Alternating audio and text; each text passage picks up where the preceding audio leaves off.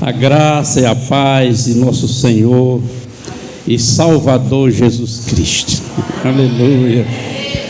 Estou muito alegre, estou satisfeito com esse retorno, já que eu estou com muitos dias distante do altar, ministrando. Estou muito satisfeito. Glória a Deus pelo meu retorno e que Deus os abençoe em nome de Jesus. Amém. Abra aí sua Bíblia em Mateus.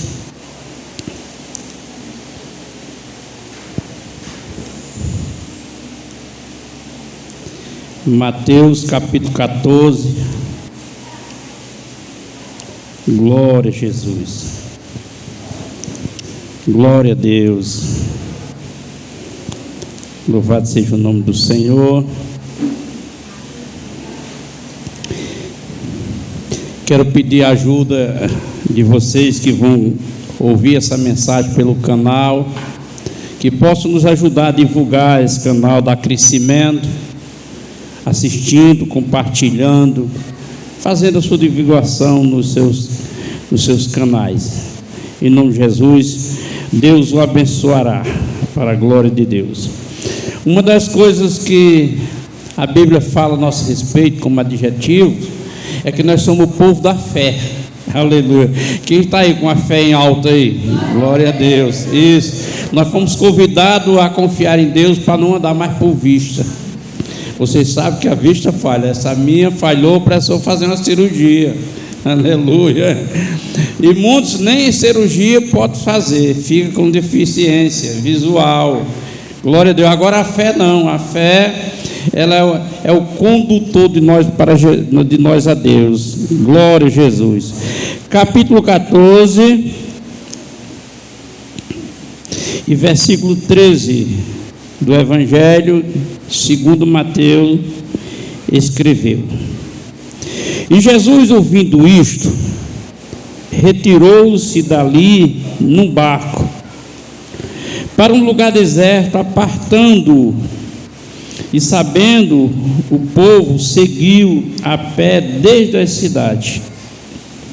E Jesus, saindo, viu uma grande multidão, e possuído de íntima compaixão para com ela, curou os seus enfermos.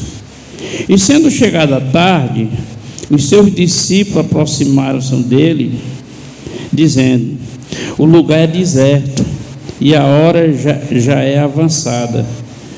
Despede a multidão para que vão pelas aldeias e compre comida para si.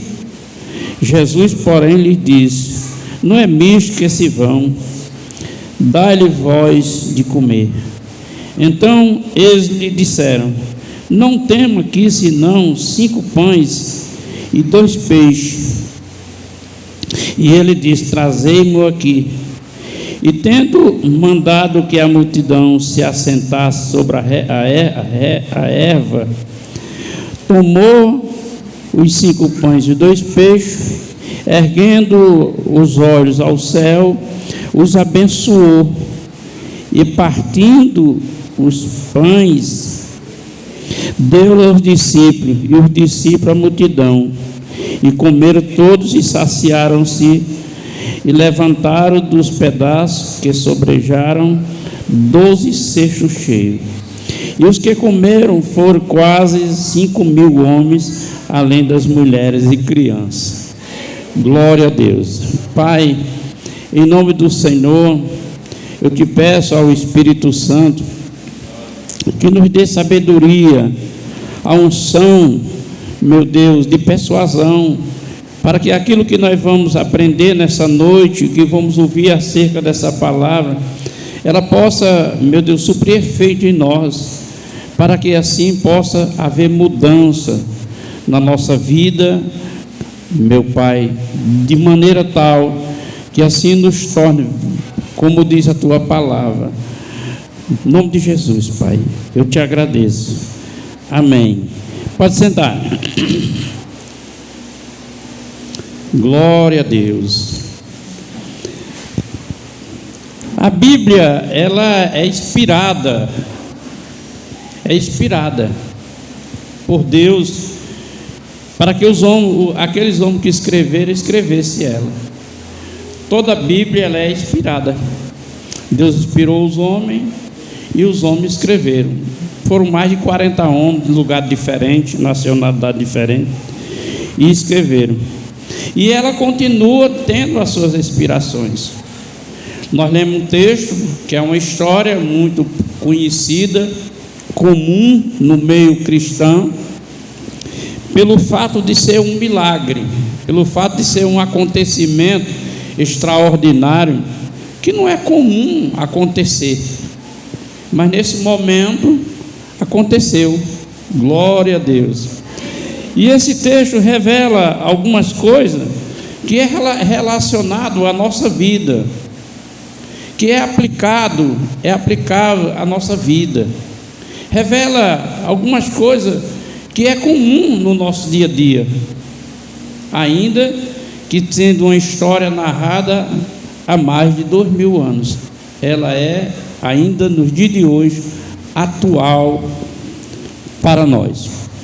Portanto, eu convido a igreja que nessa noite a gente possa também receber essa inspiração do Espírito Santo, não para escrever ou reescrever, mas para entender, ter uma inspiração sobre o que está escrito, em nome de Jesus Cristo. A Bíblia fala em Hebreus capítulo 5, versículo 8, que Jesus, ainda que sendo filho, ele aprendeu a obediência daquilo que padeceu. Ele aprendeu uma obediência naquilo que padeceu, porque você sabe, irmão, que o ser humano tem uma inquietude. O ser humano, ele é inquieto, ele quer as coisas logo, ele quer agora, ele não tem paciência, e principalmente no momento que você está padecendo por algo, você tem uma fé obediente para permanecer confiando em Deus e saber esperar.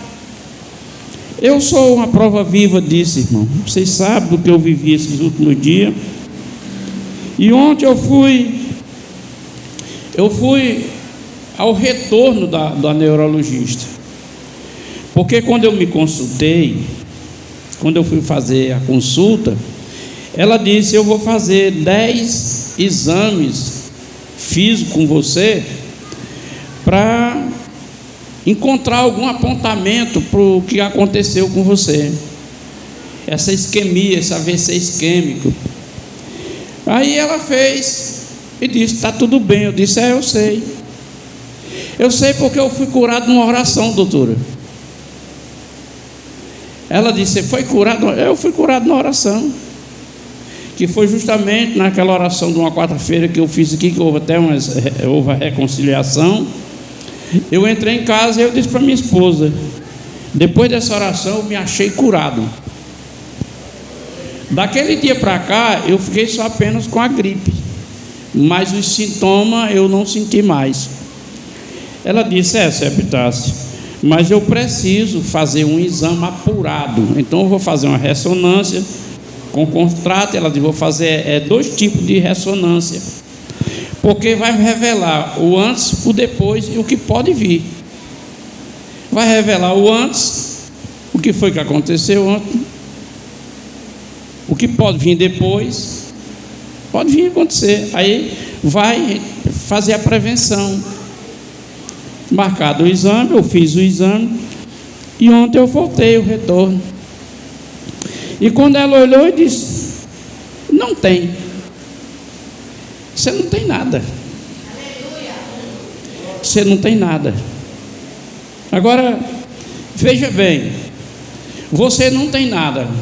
Quando a gente vai fazer esse exame, tem umas irmãs que já fizeram esse exame, eles formam um questionário, perguntam o que você está sentindo, o que sentiu, quem mandou, quem foi, porque o médico mandou você fazer o exame, se você já foi operado, se você... Ele faz um relatório, faz um fichário bem grande. É um histórico de tudo que já passou com você. E esse histórico vai para a médica. A médica pega e olha. Aí no meu histórico é tanta coisa que eu dizia uma coisa, eu dizia outra, que eu nem lembrava.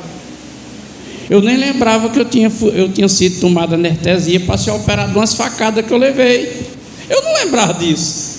Aí José disse, eu disse, fui anestesiado já 2 vezes, e também deu anestesia das facadas que você foi operado.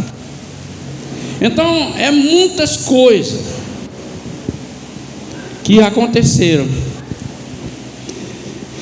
E lá quando ela olhou o exame,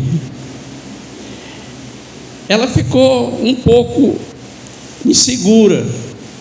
Eu acredito, porque ela disse assim: você não tem nada, nem antes nem depois, nada. Mas espere, eu vou olhar aqui o seu histórico no SUS. Aí o meu histórico do SUS, irmã, é triste, porque tem vários infartos, AVC, cirurgia, facada. É muita história no SUS de atendimento. Tanto litro de sangue que eu tomei.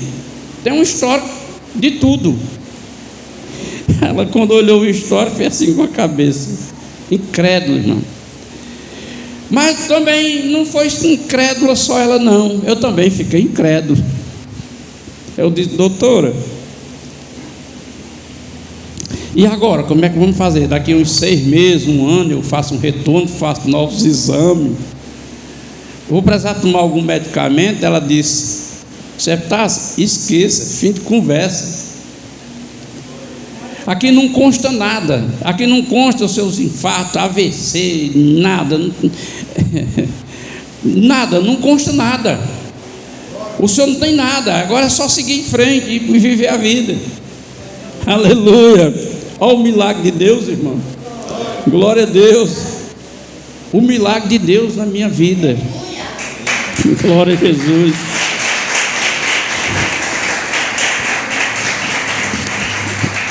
Aleluia.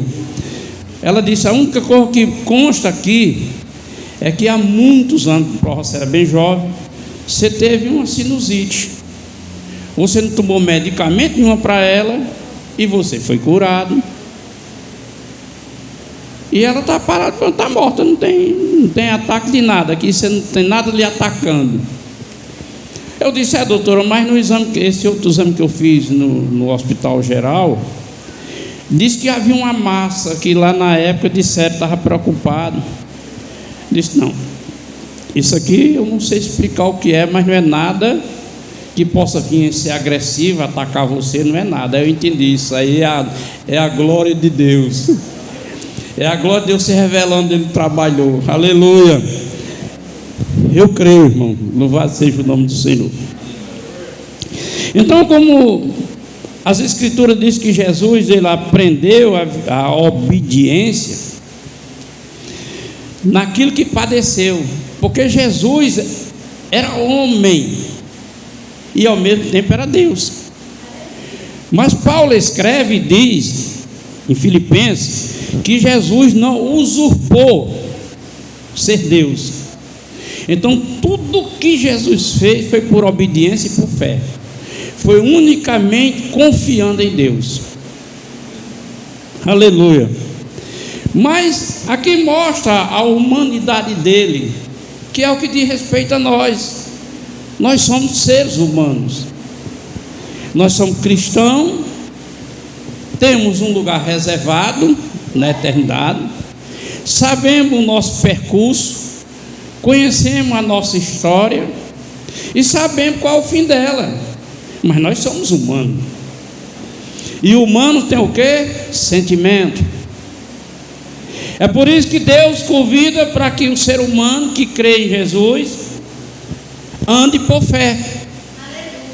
Porque a fé é a única coisa que sobressai o sentimento. A fé, ela te leva para Deus. O sentimento te leva para a emoção. Se você estiver sentindo uma dor e você se apegar nela, ela vai aumentar. Se você ficar relatando sobre ela, ela vai crescer. Mas se você usar fé e combater, ela passa. Aleluia. Então veja bem aqui, a humanidade de Jesus, como Jesus era homem e era Deus, como cristão, nós chamamos de a união hipostática, quer dizer, é duas pessoas, sendo uma. Duas pessoas, um ser humano com a natureza divina, mas que não usufruía da natureza divina. Diz assim, Jesus ouvindo isso, ouvindo o quê? Ouvindo falar da morte de João Batista. Quem era João Batista? Primo dele. Então ele sentiu. E o que foi a atitude dele como ser humano? Jesus ouvindo isso, retirou-se dali para um lugar, num barco, para um lugar deserto. Porque não é assim, irmão, nós seres humanos, nós gostamos na hora da dor se reservar. Ou você é daqueles que quando está sentindo um sentimento, sai gritando desesperado. Não, normalmente o ser humano ele é reservado, ele está passando um sentimento, ele se encolhe, ele fica ali, ele prefere às vezes ficar só. Não, deixa eu sozinho aqui no meu canto. Quem já passou por isso assim? Não, deixa eu ficar sozinho. Eu sou assim, quando eu não estou bem, principalmente de saúde, não gosto de muito movimento, não. Eu gosto de ficar resistindo pela fé, orando, declarando. Ainda que algumas vezes eu não vejo de mudança de nada, mas isso não implica, nem impede de eu parar de realizar aquilo que Deus manda eu fazer. Resistir por fé, então eu vou resistir por fé. Declarai a sua confissão. Vou declarar, eu sou crente em Jesus Cristo, pelas feridas de Jesus eu estou curado, ainda que eu não esteja, mas eu vou declarando, eu vou resistindo, aleluia. E eu sei que em algum momento, como diz João, o meu Deus do pó ele vai se levantar, uma hora ele vai se manifestar, porque a carta dos Hebreus ele diz, é pouquinho de tempo, o que há de vir virá. Fala de uma vinda, mas uma vinda de manifestação. Como eu não estou bem, se Jesus manifestar eu fico bem, eu tomo a palavra para ele vir manifestar no meu ser, aleluia, e ali haver um milagre, como agora. Então Jesus naquele momento ele se retira, porque é assim. Aí quando ele sai lá do lugar, porque o povo ouvindo ele sair, se reserva, o povo foi atrás, porque realmente quem crê em Jesus, irmão, não desiste de procurá-lo. Essa conversa do pessoal, eu creio em Jesus, eu creio em Jesus, Jesus é tudo, é conversa, é conversa. Quem crê em Jesus, ele supera obstáculos, ele vai buscar Jesus. Jesus foi para um deserto, e o pessoal saiu a pé, rodeando o mar do Teriberi todinho, foi para longe, porque quem acredita, quem espera nele, vai buscar nele, aleluia. Esse negócio de ser crente em Jesus e ficar dando atenção a essas outras coisas, meu irmão, tá alguma coisa errada, aleluia. O nosso coração tem que estar voltado assim como nossos olhos para o autor e consumador de nossa fé, Jesus Cristo. E o povo foi. Quer dizer, Jesus enfrenta uma luta de perda, onde mexe com seus sentimentos, com o seu emocional, e ele vai procurar um lugar para se reservar. Já aparece outra luta. Não é assim, irmão. Eu mesmo passei um período aqui que eu estava dizendo, eu estou parecendo o apóstolo Paulo, acho que eu estou com um espinho na carne. O apóstolo Paulo disse que havia um espinho na carne dele que não deixava ele sossegar, não. Era um mensageiro de Satanás que esbufeteava ele. Eu estava vendo isso. Quando aparece uma coisa, aparece outra, uma luta atrás da outra, porque assim é o cotidiano de muitas vezes na nossa vida. Você vence uma batalha, aparece outra. Você supera uma coisa, aparece outra. Aleluia. Então Jesus saiu, o povo foi atrás, de repente apareceu aquele montão de doente lá.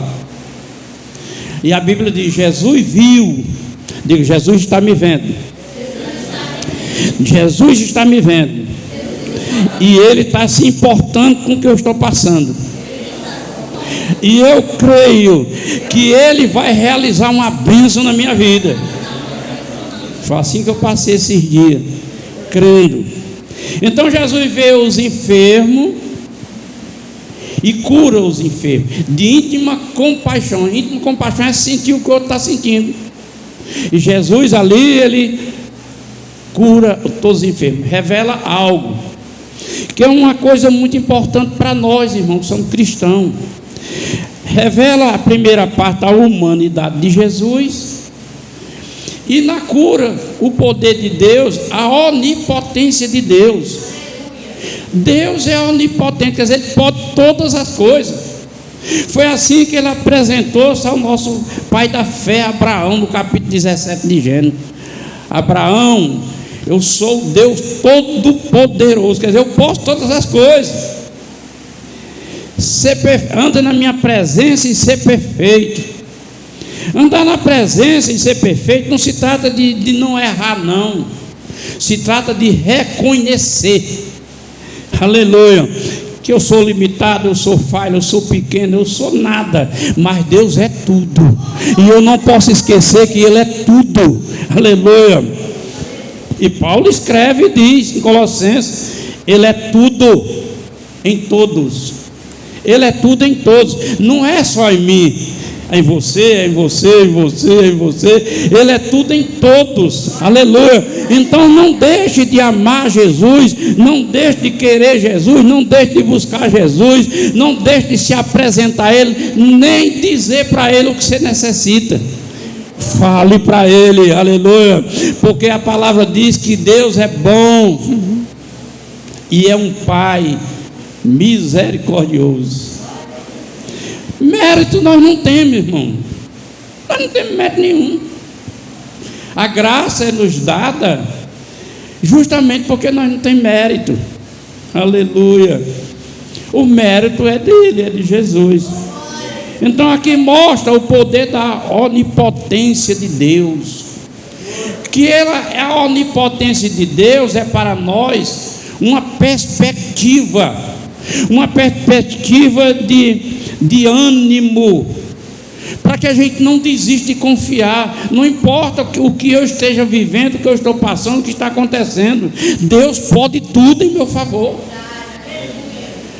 Aí você corre para o que Marcos escreveu e diz: tudo é possível ao que crê. Tudo é possível ao que crê. Porque você está crendo no onipotente, o todo-poderoso, que diz: anda na minha presença e ser perfeito. Reconheça isso na sua vida. Reconheça Deus poderoso. Aleluia. Diga: minha vida é simples, é humilde, eu sou pequeno, eu sou fraco, eu sou limitado, mas o Deus da minha vida é todo-poderoso. Aleluia. Glória a Deus. Aleluia. Ele teve essa íntima compaixão e curou os enfermos. E chegado à tarde, os seus discípulos aproximou dele, dizendo: o lugar é deserto. Olha, irmãos, um lugar que não era favorável. Deserto é um lugar bem difícil o deserto. Eu disse: Senhor, é um lugar deserto. É um lugar deserto. Foi o que ele disse aqui. Chegado à tarde, discípulo aproximando dele, dizendo: o lugar é deserto e a hora já está avançada. Despede a multidão para que vão pelas aldeias e compre comida para si. Isso é o pensamento de um homem racional, uma pessoa que tem prudência. Porque o ser humano racional, prudente, age assim, com precaução, não deixa para cima da hora. Ele é prudente. Já está ficando, o lugar é deserto, já está entardecendo, então vamos cuidar logo. É prudência. Ainda que no nosso meio, às vezes, irmão, existem pessoas imprudentes que deixam para tomar a iniciativa de momento, na emoção. Aleluia. Vou fazer. Não, sabe, de momento. Não, Temos que ter a racionalidade. A fé é para um homem racional. A fé e o Espírito Santo não é para loucura, irmão. É para dar equilíbrio. É para dar sobriedade. Paulo escreve de um Espírito que Deus deu, um Deus forte, é um Espírito de fortaleza, de equilíbrio e de moderação. Esse negócio, pessoal, eu estou cheio de Espírito Santo, não sei nem o Espírito Santo. Não é nem possessão.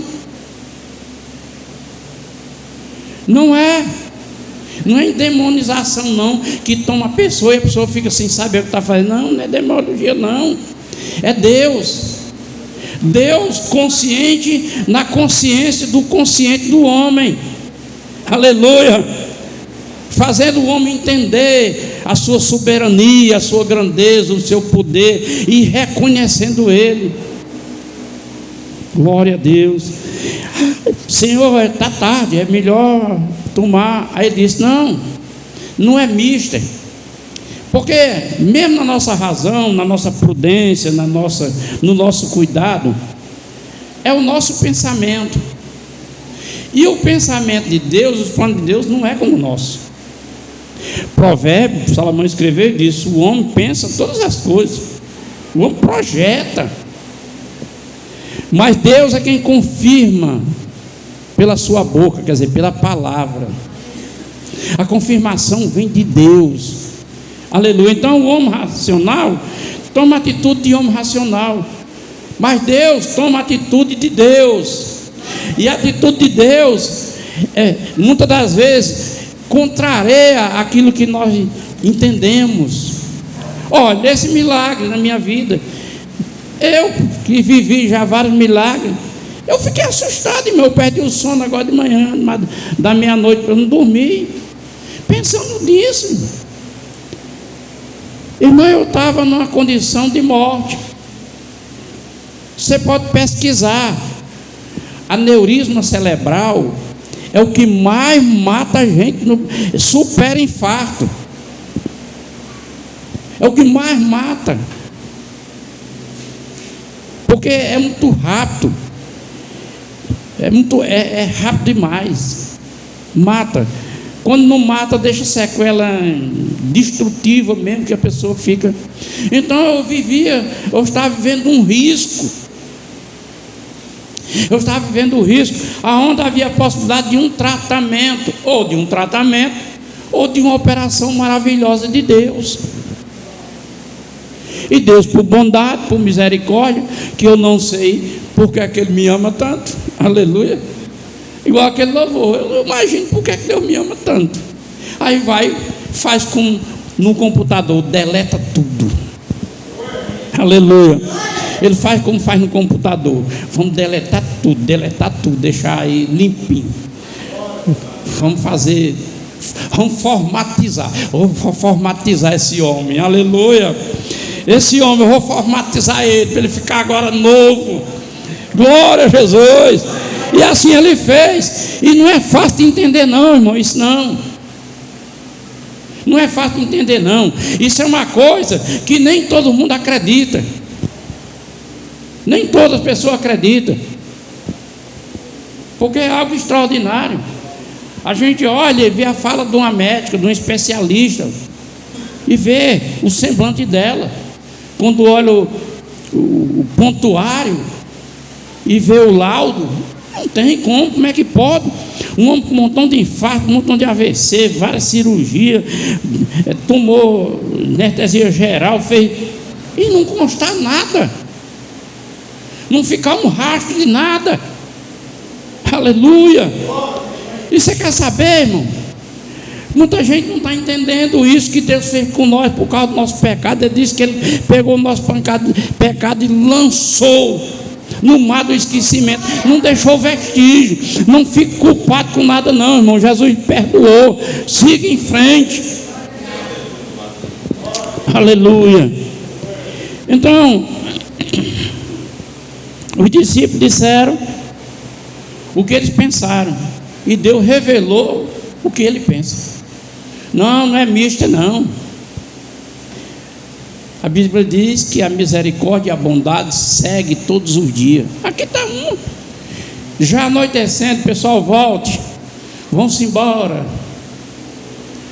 Alguém já foi para uma fila de um hospital, uma fila de um postinho, e tinha muita gente, aí na parte da manhã não deu para você ficar ser atendido, e você tem que voltar para tarde, alguém já ficou aí?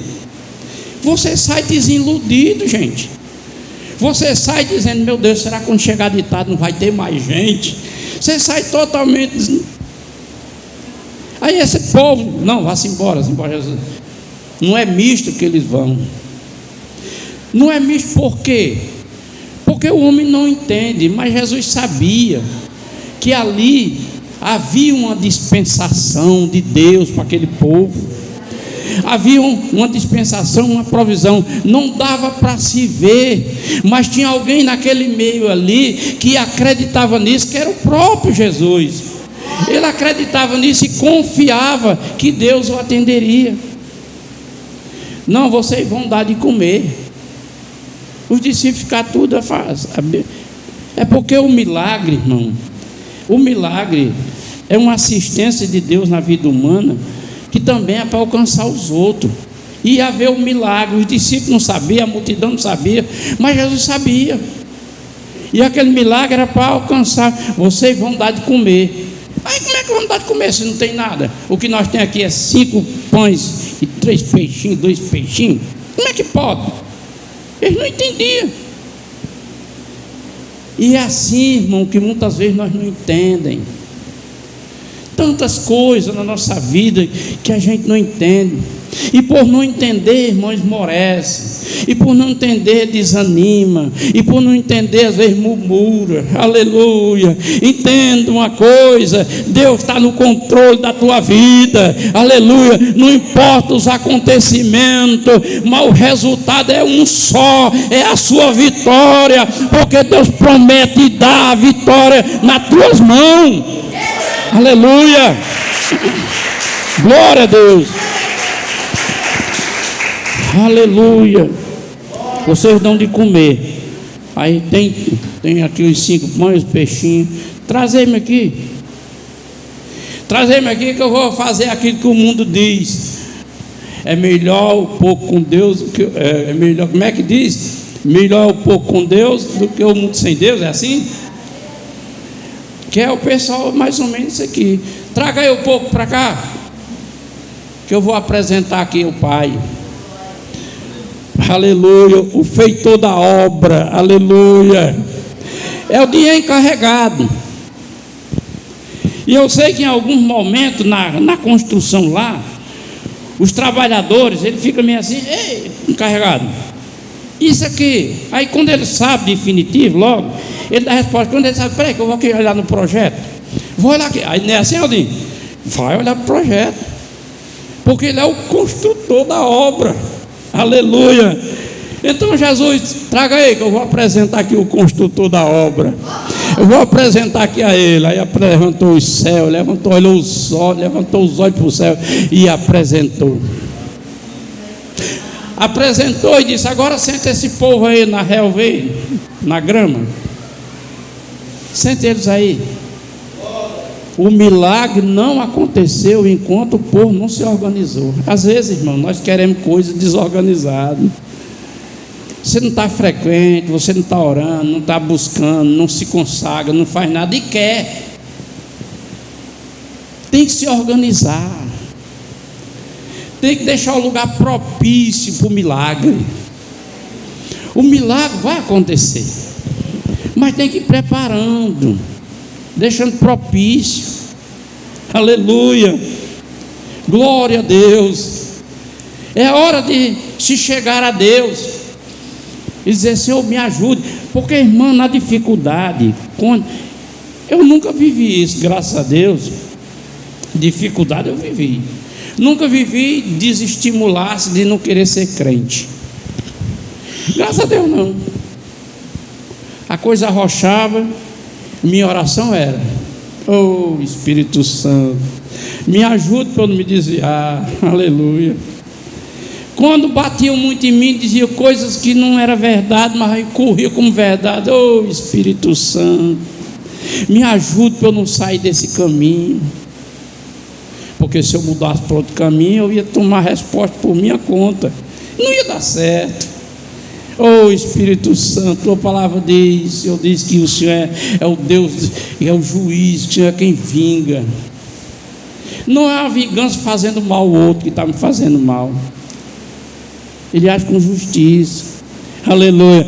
Então, irmãos, estamos vivendo um tempo difícil que a gente tem que fazer isso. Senhor, não estou entendendo, mas eu não preciso nem entender. Eu preciso que você me ajude a crer. Aleluia. Pare de lutar só aquilo que os seus olhos enxergam, que você necessita para comprar, para ter, para possuir. Pare com isso. Dê um tempo. Você já orou tanto por isso, não aconteceu nada. Senhor, me ajude. Muda o foco. Aleluia.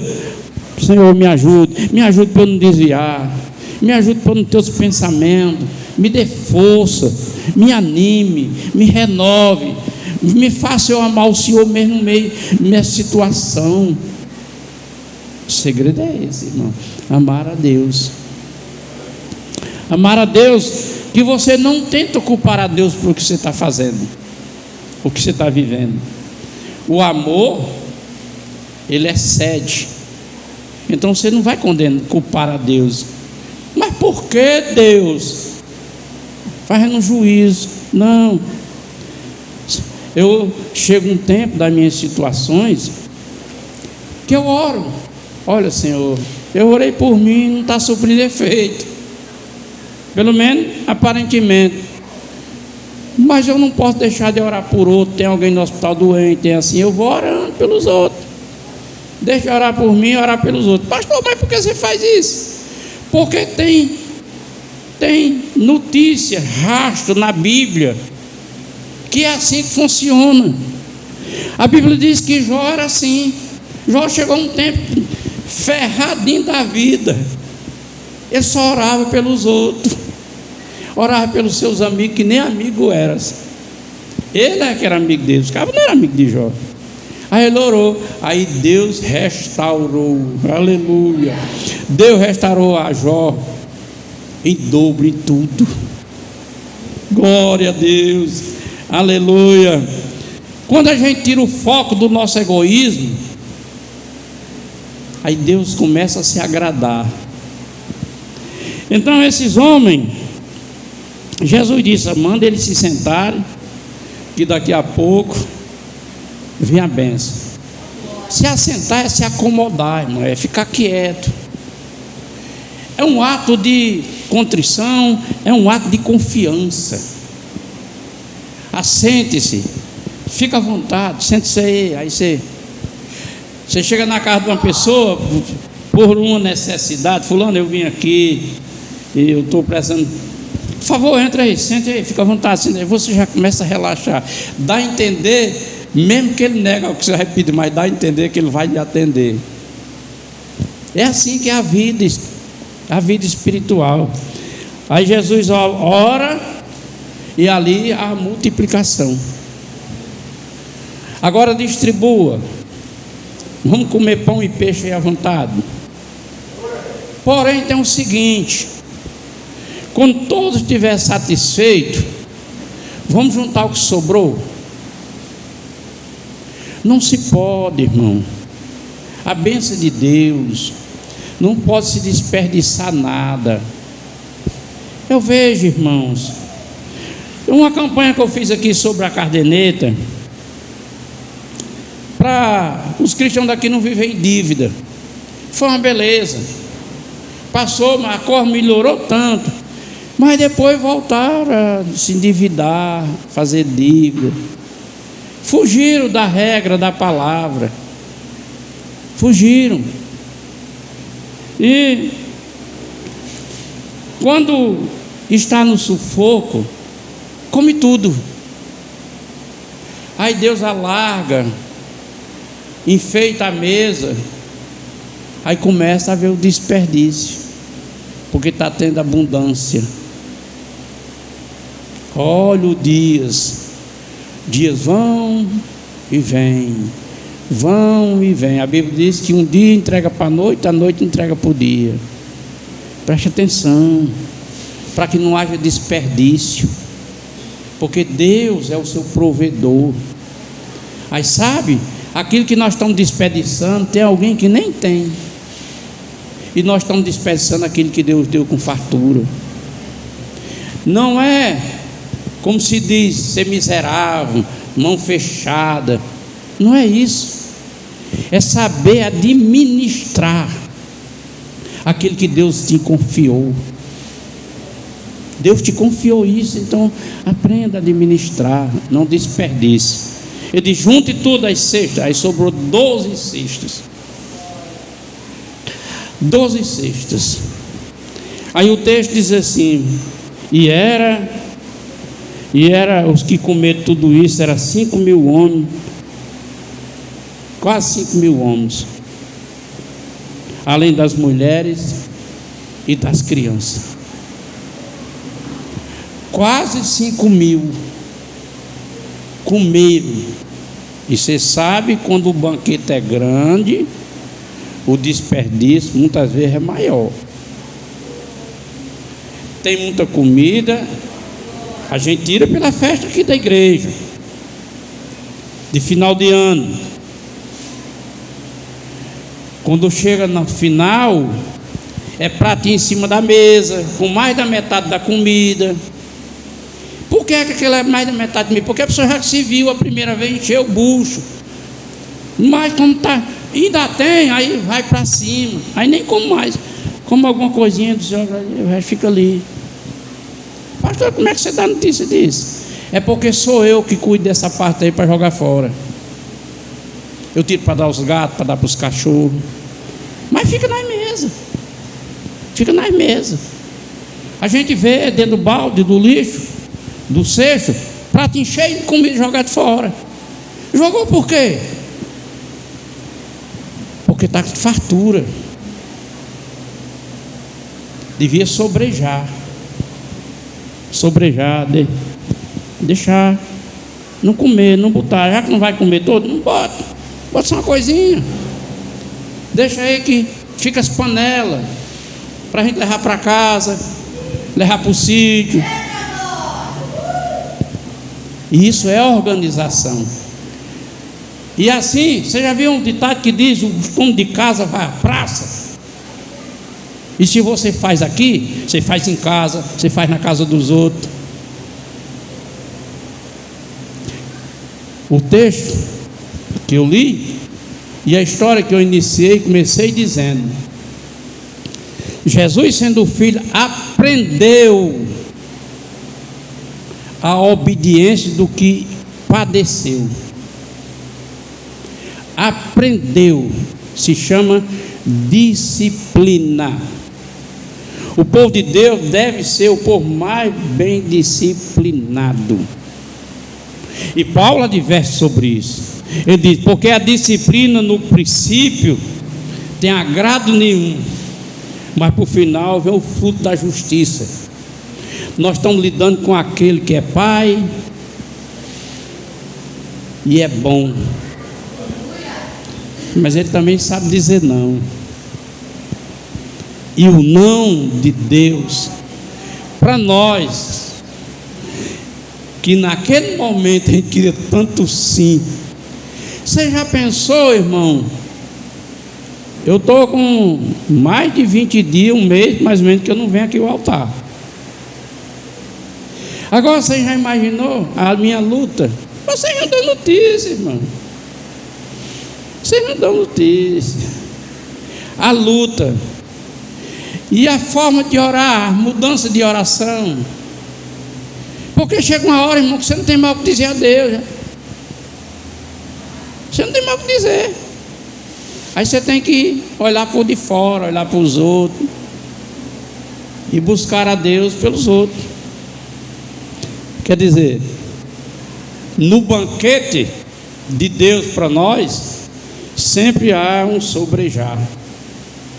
E o sobrejar é porque eu já estou farto. É para outro. Está aí. Glória a Deus pelo milagre que Ele fez na minha vida. Glória a Deus. Me dá ânimo e motivo para que eu ore dizendo: Senhor, como você fez comigo, Faça com aquela pessoa que está vivendo assim agora. Porque Paulo escreve aos Coríntios e diz que o Deus, nosso Deus, é Deus de consolação. Ele consola nós para que também nós possamos consolar outro. Até nesse Deus é perfeito para nós. Amém? Aplauda Jesus com alegria. E glória a Deus. Louvado seja o nome do Senhor.